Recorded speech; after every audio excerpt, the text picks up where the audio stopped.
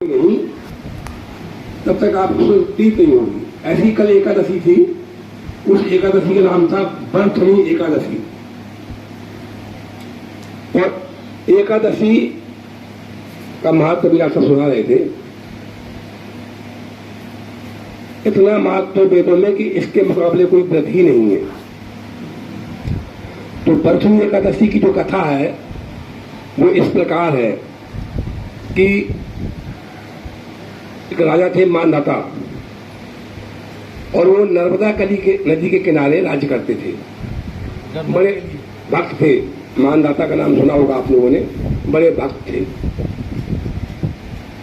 तो मानधाता जो है वो तपस्या करने के लिए एक नदी किनारे बैठ जाते हैं और तपस्या में लीन हो जाते हैं। उसी समय वहां एक जंगली भालू आता है। पहले तो वो पैर चाटता रहता है, वो समाधि में लगे थे, और धीमे धीमे वो पूरा पैर में स्पर्श करने लगता है, और फिर वो घसीट के ले जाता है जंगल की ओर। और मानधाता तपस्या में लीन रहते हैं और मानधाता का पूरा एक पैर खा जाता है। ये है ध्यान की स्थिति। ये नहीं कि चिड़िया काट ली ऐसे ऐसे ऐसे तुरंत 10-5 मिनट में।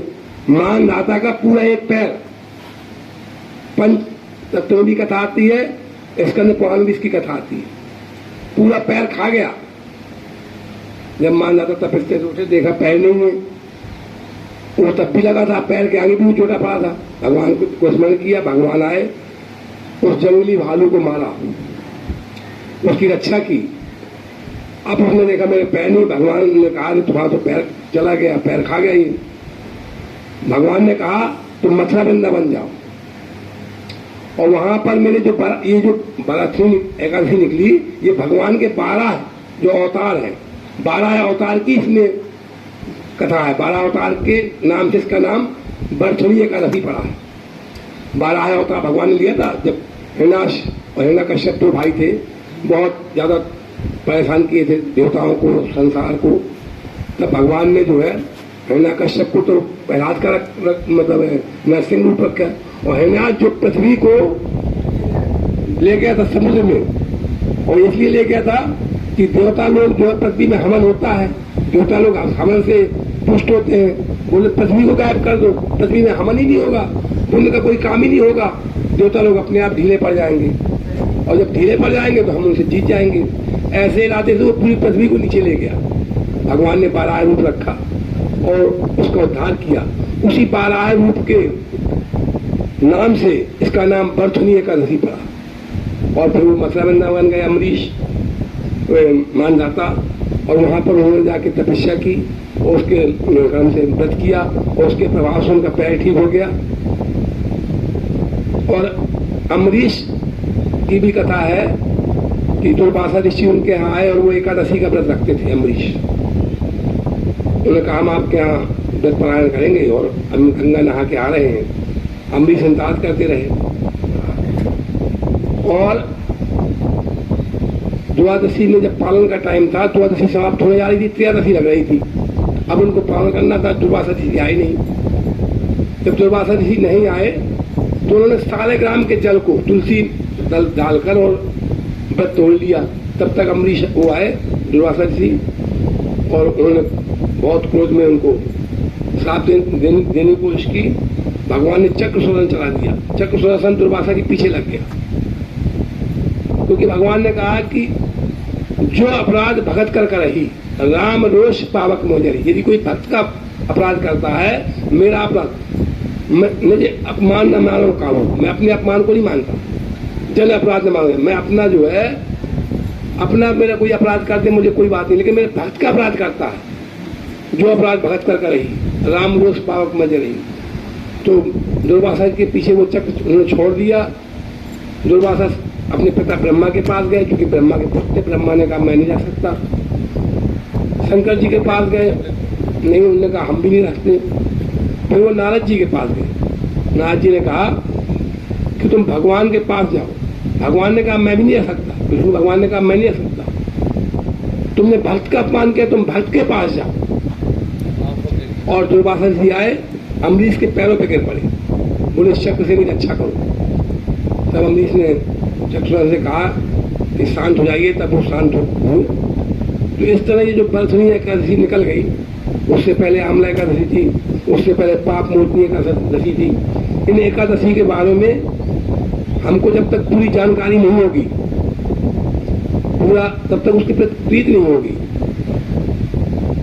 1000 गंगा नहाने का पुण्य मिलता है एक एकादशी में, और अगर आप 1 साल करते हैं तो 10,000 अश्वमेघों के यज्ञ का फल मिलता है। हमको इसमें दृढ़ता होनी चाहिए कि ऐसा मिलता है। अभी देखिए, उन लोग जो कथा कह रहे थे उन्होंने कहा कि यदि कोई बीमार है, इसको आप प्रयोग करके देख लीजिए। आप 4, 5, 6 एकादशी रखिए और संकल्प कीजिए कि इसका फल हम उसको देते हैं और वो उसके हालत में सुधार होने लगेगा। इसलिए हमको इनमें दृढ़ता होनी चाहिए। ये नहीं कि बस पढ़ लिया, सुन लिया, और क्योंकि बिना जाने जो है कोई प्रतीत नहीं हो सकती, कोई उसके विषय में कोई लगाव नहीं हो सकता। हम जानते हैं, हमको जानना क्यों जरूरी। मैं एक सत्य घटना बता रहा हूँ। हमारे छतरपुर में मामा जी रहते हैं। उनके यहाँ एक अकाउंट अफसर किराए पे रहते थे। मामा जी के किराने का काम था। सीधे साधे आदमी थे, ऊपर का पोर्शन बढ़िया बना रखा था, अकाउंट अफसर रहते थे। नीचे अपना किराने का काम था। सुबह 7 बजे निकल जाते थे और शाम को अपना 9-10 बजे आते थे खा पी के। उनको मामला कोई अधिकारी पर रहता है। उनका किराना सरकारी विभाग में आता था, गवर्नमेंट सप्लाई थी उनकी। तो एक क्लर्क था, जो अकाउंट क्लर्क था, वो उनसे हमेशा परेशान करता था। 5,000 दो, 4,000 दो, पैसे लेता था, परेशान करता रहता था। एक बार अकाउंट अफसर के यहाँ पार्टी हुई, बर्थडे पार्टी, और वो क्लर्क आया और सेठ जी भी गए। तो सेठ जी को उसने वहां देखा। बोले, आप कैसे यहाँ पे आए? बोले, तो मेरी मकान तो है, मेरे मकान में रहते हैं। और वो अकाउंट अफसर सेठ जी को बहुत मानता था, क्योंकि पूजा पाठ वाले आदमी थे। तो क्लर्क डर गया। क्लर्क कहने लगा कि अरे ये तो हमारे पर अधिकारी नहीं क्या रहते हैं। तब उसे मालूम पड़ा अकाउंट अफसर कि मेरे यहाँ इतना बड़ा अधिकारी मेरे यहाँ रहता है और मैं क्लर्क, मुझे परेशान कर रहा है, मैं उसकी चमचागिरी कर रहा हूँ क्लर्क। तो कहने का मतलब है कि आज से प्रभु हृदय अच्छा व्यापकारी, ऐसा प्रभु हमारे हृदय में बसता है।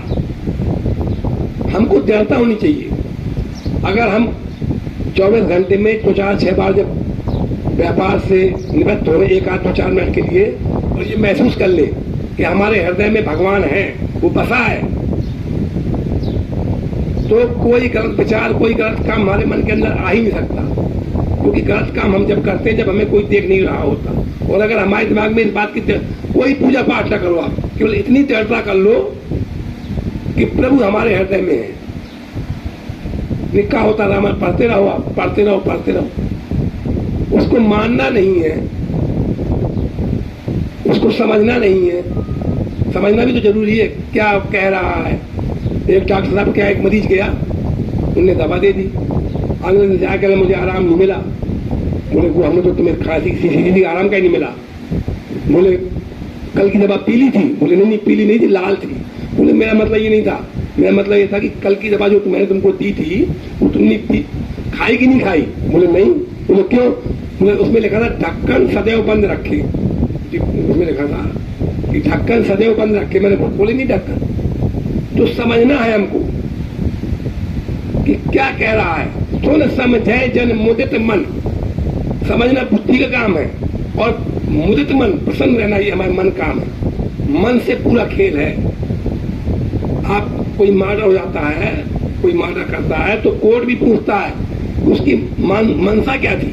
उसकी मनसा मर्डर करने की थी कि धोखे में मर्डर हो गया। उसकी मनसा पूछता आपको, क्या मनसा थी। इसलिए समझिए, सुनिए और मन से उसका पालन कीजिए। केवल इतना संकल्प कर लीजिए कि हम ये विचार कर लें कि वो प्रभु जो जगत को चलाता है, जगदीश्वर है, जो राई को पर्वत कर सकता है, पर्वत को राई कर सकता है, ऐसा प्रभु, इतना समर्थवान प्रभु हमारे हृदय में रहता है। जैसे हमारे मामा जी को ज्ञान हो गया कि अकाउंट अफसर हमारे घर में रहता है, जो डिस्ट्रिक्ट जिले का अकाउंट अफसर था। क्लर्क की क्या हिम्मत है, उसके बाद क्लर्क ने उससे कभी पैसे नहीं मांगे। अकाउंट अफसर को पूरी बात बताई, उसने कहा, सेठ जी कैसी बात करते हो, आप बिल दीजिए, आपका पेमेंट आएगा तुरंत। तो ऐसा व्यक्ति हमारे अंदर है, ऐसे भगवान हमारे अंदर बसे हुए हैं। और सारे वेद पुराण शास्त्र सबका केवल एक ही निचोड़ है, और वो ये है भगवान के रूप का, भगवान के नाम का ध्यान करना, उनकी लीलाओं का ध्यान करना। वेदव्यास ने एक वेद था उसके 4 भाग किए, 4 वेद, 6 शास्त्र, 18 पुराण, गीता, सब वेदव्यास ने लिखी। मंत्र नहीं हुआ क्योंकि रूप ध्यान किया नहीं। ज्ञानी होना अलग बात है। तो रावण ज्ञानी था, विभीषण उतना ज्ञानी नहीं था। रावण ने जाने कितने शांत लिखे, शंकर श्लोक लिखा, शंकर पुराण लिखे, लेकिन भगवान ने उसको उतना महत्व नहीं दिया जितना महत्व विभीषण को दिया। इसलिए ज्ञानी होना कोई बड़ी बात नहीं है, दृढ़ता पूर्वक बात को पकड़ना बड़ी बात है।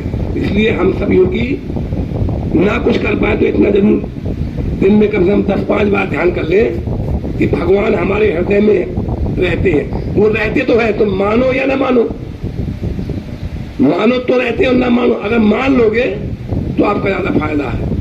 और वो छोटा सा प्रसंग रह गया था, सती जी ने अपनी देह त्याग दी थी। उसके बाद सती जी ने लास्ट में भगवान से वर मांगा था, मरत समय हरिशन वर मांगा, जन्म जन्म से पद अनुरागा। वो देखिए अंत में जो मति होती है उनको के कारण हिमगिर कर जाई, जन्मी पार्वती तन पाई, पार्वती जी हुई। और जो परीक्षा उन्होंने ली थी, आप अच्छी रामायण पढ़ना, अगले जन्म में वही परीक्षा सप्तऋषियों ने उनसे दी है। और वो सीता का वेश बनाकर विष्णु भगवान के पास गई थी। तो वो भी सप्तऋषि भी गए थे कि चलो हम तुम्हारी शादी विष्णु भगवान से करवाए दे रहे हैं। तो जो आप करते हैं उसका फल अगले जन्म में मिलता है। इस बात की भी दृढ़ता होनी चाहिए। आप ईश्वर से न डरो, आप धर्म से न डरो, आप किताबों से न डरो, आप शास्त्र से न डरो, लेकिन अपने कर्मों से डरो।